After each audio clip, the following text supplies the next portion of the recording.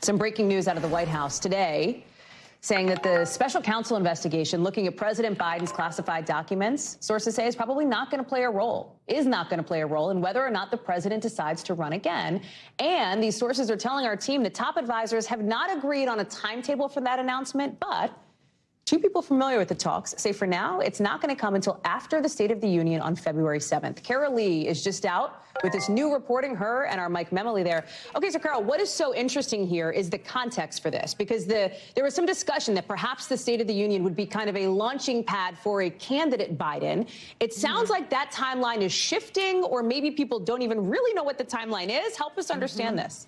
I think it's, Hallie, that people really just don't know what the timeline is, that it's just been fluid, that the president has not told his aides that he's made a final decision, so they're still working through a lot of the machinations of this. But what this was described to us in terms of the decision to do this after that February 7th State of the Union as the White House wanting the president to be a president when he stands there before both houses of Congress and not a candidate. So they want that moment to be seen as very presidential, that the president is presiding in his job that he holds in office and not running for re-election. So they're trying to separate the two things there. And then they're also saying that this documents investigation is not going to affect the president's timeline. And adding to that, from their perspective, they don't think that the documents, whatever comes of that investigation, is going to be an issue in November of 2024. That all remains to be seen, but that's the White House's view at this stage.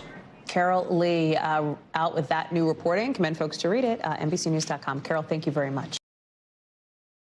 Thanks for watching our YouTube channel. Follow today's top stories and breaking news by downloading the NBC News app.